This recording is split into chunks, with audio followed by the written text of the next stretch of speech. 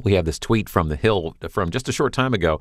Chaffetz and Flynn might have illegally accepted payments from Russia. It's referring to comments today by the chair and ranking members of the House Oversight Committee investigating former National Security Advisor Michael Flynn. Well, back in March, the committee sent a letter to the White House and Defense Department requesting records related to payments that he received. Congressman Chaffetz and Elijah Cummings held a briefing this morning to talk about the findings.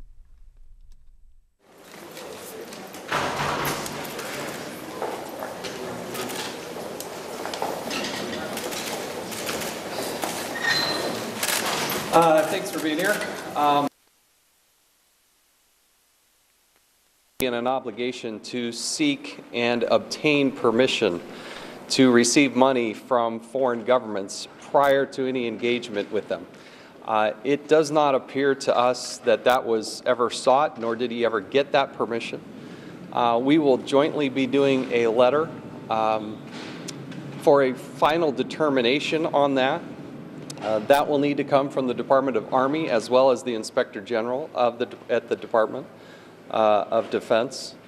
And if that money was received by General Flynn, and we believe that it was, that money needs to be recovered. That final determination, again, will have to come from the Department of the Army as well as the Department of Defense. But as a former military officer, you simply cannot take money from Russia, Turkey, or anybody else.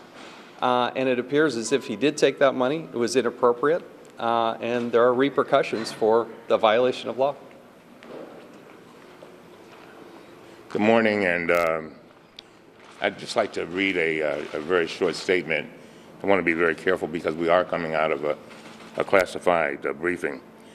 First, we have just come from this briefing with the Defense Intelligence Agency. They brought in documents for us to review relating to General Flynn. As you know, General Flynn previously led DIA, and he also served as a national security advisor until he was fired by President Trump. Right now, we cannot discuss the contents of the documents that we just saw because they are indeed classified. But we can say this: they are extremely troubling. We have concerns, and I believe these documents should be declassified to the fullest extent possible without compromising sources and methods. I want to thank Chairman Chaffetz, who joined our request for these documents, and I believe that he feels the same, that the American people should be able to see these documents for themselves. Second, we've been trying for several months to obtain General Flynn's security clearance information to determine whether he reported payments he received for his trip to Russia in 2015 when he dined with the Russian president. We have now obtained General Flynn's application to renew his security clearance in January 2016. This form is called an SF-86. General Flynn filed his FX-86 about a month after he traveled to Moscow. However, there is no evidence, as the chairman said, anywhere in these documents that reported the funds he received for this trip.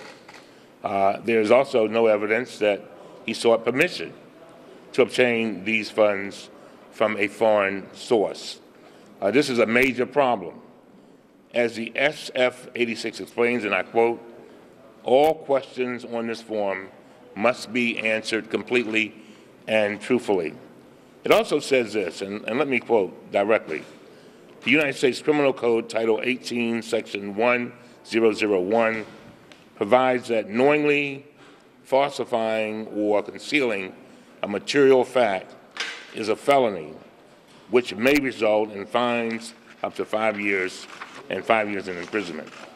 Based on these documents, I believe the Oversight Committee should be holding a hearing with General Flynn. I understand the chairman, and we've talked briefly about this, and it seems that this is perhaps the purview of the Intelligence Committee, and I understand that, Mr. Chairman. But we need to have the opportunity to ask General Flynn directly why he concealed these foreign payments from the Defense Department. Finally, let me say this. As part of our investigation, Chairman Chaffetz and I sent a bipartisan request to Mr. Preface, the White House Chief of Staff, requesting a wide range of documents, including any, and I quote, referring or relating to Lieutenant General Flynn's contacts with foreign nationals. Despite all of these very troubling developments, last Wednesday on April 19th, we received a response from the White House refusing to provide any of the documents we requested. So we received no internal documents relating to what General Flynn reported to the White House when they vetted him to become National Security Advisor. And we received no documents relating to his termination as National Security Advisor for concealing his discussion with the Russian ambassador. In short, the White House has refused to provide this committee with a single piece of paper in response to our bipartisan requests, and that's simply unacceptable. And so today I'm releasing the White House a letter to you, and I hope our committee will impress upon them the need for them to provide the documents that we are seeking. Thank you very much. Congressman, Yeah. from what you've seen so far, do you believe that Michael Flynn broke the law from either not disclosing these payments under security clearance or not getting permission for getting these foreign payments? Personally, I see no information or no data to support the notion that General Flynn complied with the law, and that is he was supposed to seek permission and receive permission from both the Secretary of State and the Secretary of the Army prior to traveling to Russia to not only accept that payment, but to engage in that activity. I see no evidence that he actually did that. So you think, Congressman, that this could be punishable? Yeah, I think it can, but I think it definitely, that's why I cited the code. But that's going to be left up to others to decide. We just wanted to know what his exposure is, but clearly, I agree with the chairman. I mean, he was supposed to get permission, and he was supposed to report, and he didn't, period. I mean, there's no evidence of it. We're not here to make the final determination. That's right. What we're going to do jointly is send the letter to the Department of the Army, the comptroller specifically, as well as the Inspector General there at the Department of Defense. At some point, they need to make that final determination. One of the remedies is to recover the money that was paid. Above and beyond that, I don't know. Is there any evidence in the files that General Flynn's contacts went beyond Russia? It's really not something we specifically looked at today. Mr. Chairman, do you think that the White House is obstructing your investigation into these payments? No. Not responding to the letter? No. This is something General Flynn, before he ever joined the Trump administration, this is something General Flynn was supposed to do as a former officer. I don't know. In fact, I'm fairly curious as to how widespread this is. No former military officer is allowed to accept payments from a foreign government. And my guess is that's probably not the first time this has happened, and it does concern me. Mr. Chairman, same question, Mr. Cummings. Same question you, Mr. Cummings. What was that question? I'm sorry. Do you think the White House is obstructing your investigation? We haven't got, as I said at the end of my statement, we haven't gotten certain information that we've asked for.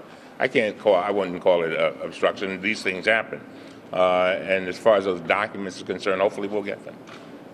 By the way, emoluments is interesting.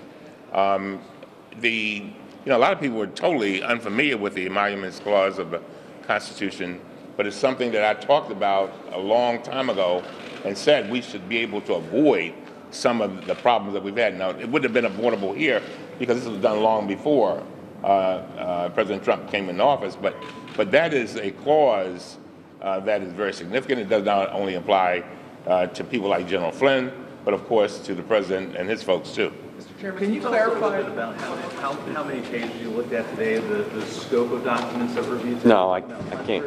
I can't get into those details. You know better than that. Can you A lot of it was a verbal briefing, too, so.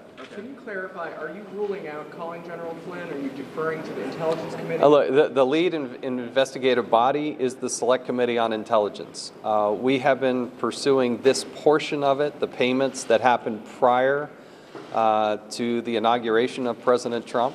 But the lead on this general investigation is the Select Committee on Intelligence, and I'll support what the Select Committee needs. We can play a role in certain parts, but it's more of a supportive role than anything else. So is that a no on calling? I highly doubt it. I highly doubt it. Will you issue any subpoenas to get these records that you're looking for? We haven't had to issue a subpoena so far. I mean, they've been cooperative at the Department of Defense and the State Department and the White House. But in this particular case, the law requires him to seek permission at from the Secretary of State and from the Department of Defense, and those are the entities of which we've been seeking information and have received information. The response we're getting is there is no information, and that we believe is the potential violation. Thank you all very much. Thank you. Thanks very much. For now. Okay. Okay, bye. Thank you.